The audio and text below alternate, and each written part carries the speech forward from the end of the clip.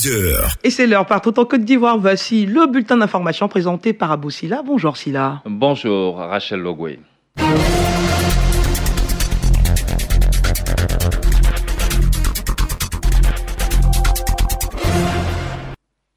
Bonjour à tous. Le nouveau président de la Sierra Leone, Julius Maada, effectue ce vendredi à Abidjan une visite officielle d'amitié de travail de 48 heures. L'information a été livrée par le ministre de la Communication, de l'Économie numérique et de la Poste, Bruno Nabagné-Koné, porte-parole du gouvernement. Le président Julius Maada a été élu le 31 mars dernier. Après lui, son homologue malien, Ibrahim Boubacar Keïta, sera à Abidjan du 10 au 11 mai prochain. Le gouvernement va en guerre contre la fuite des produits agricoles. Tous ceux qui s'adonnent à cette activité illicite encourent une peine de 10 ans de prison et une amende de 50 millions de francs CFA.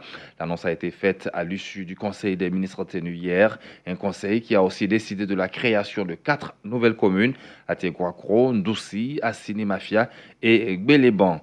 La journée mondiale de la liberté de la presse a, elle, été commémorée hier. La Côte d'Ivoire veut avancer sur ce chantier, indique le porte-parole du gouvernement. Il était à Accra où se tenait la célébration officielle de cette 25e édition. Les explications de Bruno Nabagné-Koné.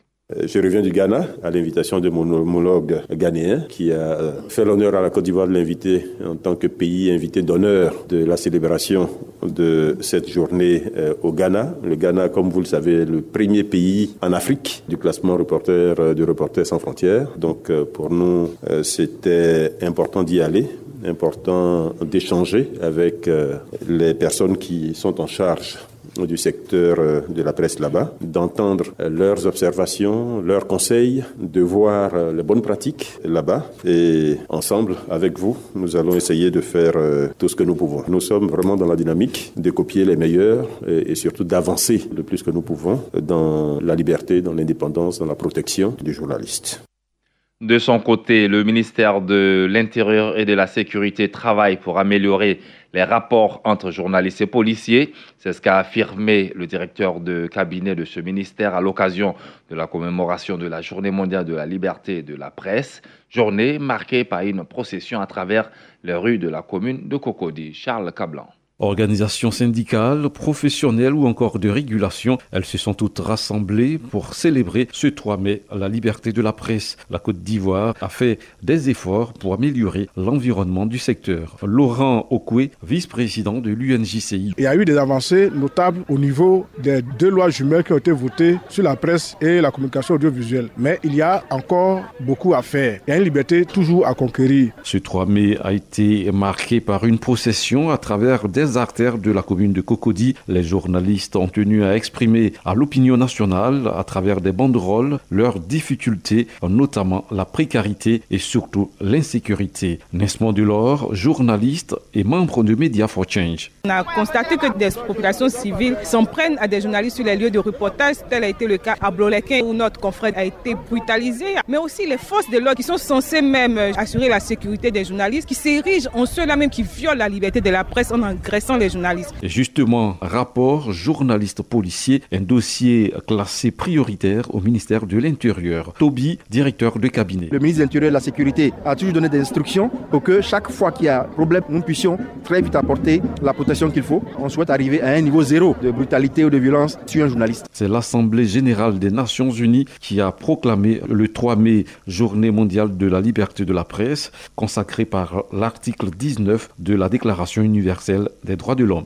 Parlons à présent d'immatriculation frauduleuse. Après les 3 premières personnes appréhendées dans cette affaire, 15 autres sont dans les locaux de la section recherche de la gendarmerie, tous impliqués dans ce vaste réseau de fraude qui comporte des agents des différentes structures impliquées dans le processus de dédouanement.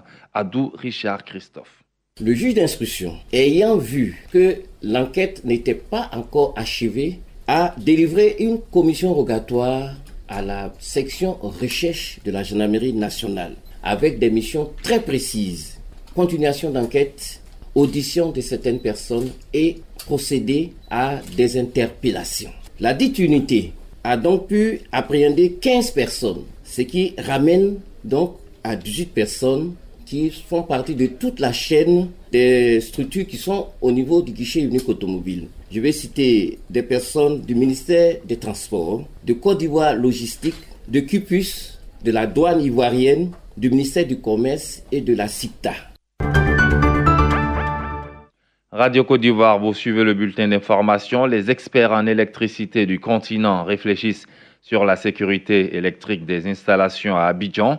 Il s'agit notamment de trouver des solutions face au phénomène d'incendie qui ronge plusieurs marchés sur notre continent. À l'ouverture de l'atelier, Richard Yao, directeur de cabinet adjoint, a expliqué à ses experts la politique ivoirienne en matière de sécurité électrique.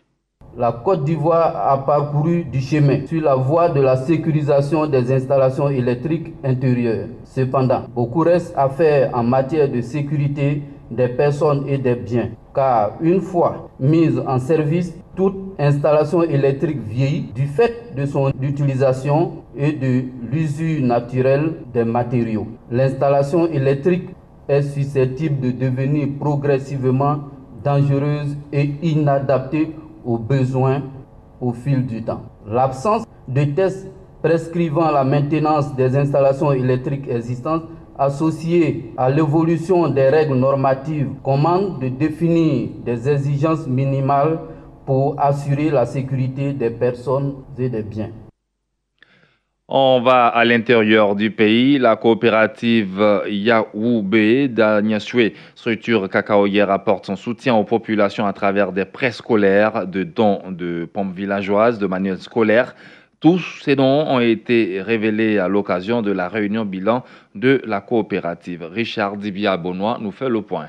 Pour la campagne cacaoyère qui a démarré le 1er janvier 2017 au 31 décembre de la même année, la coopérative Yaoubé d'Agnasoué a cumulé un bénéfice net de 45 776 000 francs CFA. Fort de cet acquis, les premiers responsables de la coopérative ont songé au bien-être de la population en général, mais surtout de leurs 2632 adhérents. Octroi de prêts scolaires, dont de 5 pompes villageoises à motricité humaine, dont de manuels scolaires et bien d'autres encore. Le PCA de la coopérative Yaoubé, Karim Sermé, n'entend pas s'arrêter en si bon chemin. Les défis sont énormes. La COPCA Yaoubé envisage d'autres actions d'envergure. En l'occurrence, la construction d'une clinique moderne avec laboratoire et un magasin digne de nos rangs.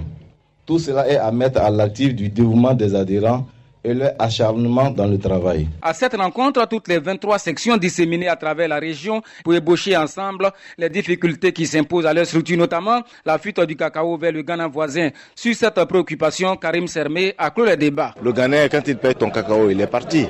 Tu ne le revois plus jamais. Alors qu'ici, non seulement tu vas vendre ton cacao à 700, tu vas prendre ta prime en fin de campagne, 40 ou 50 francs. Tu es bénéficiaire des intrants, c'est-à-dire le phyto, l'engrais, le prêt scolaire. Mais attention, je ne vois pas l'intérêt pour lequel tu vas aller vendre ton cacao au Ghana. Précisons que le chef de canton d'Agnasoué, Nanano 2, a assisté brièvement à ce rendez-vous bilan présidé par madame le sous-préfet d'Agnasoué, représenté Richard Dibia-Bonois à Agnasoué, Radio Côte d'Ivoire. Dans le reste de l'actualité, il n'y aura pas de prix Nobel de littérature cette année. L'annonce a été faite ce vendredi matin à Stockholm par l'Académie suédoise. Cette institution a été fragilisée depuis plusieurs mois suite à des révélations sur des agressions sexuelles et des malversations financières en son sein.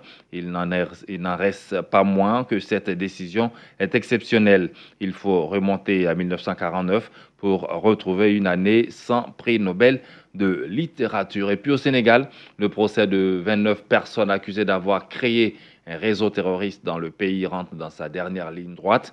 L'un des principaux prévenus, Maktar Diokane, le cerveau de la cellule selon les enquêteurs, a reconnu avoir rencontré le chef de Boko Haram au Nigeria. Il avait aussi en sa possession des informations du groupe État islamique qui projetait des attentats sur le sol sénégalais. Depuis hier, c'est au tour de l'imam présumé salafiste, Aliou Badarandao, de comparaître devant les juges. On se retrouve à 11h pour un autre point de l'actualité sur Radio Côte d'Ivoire.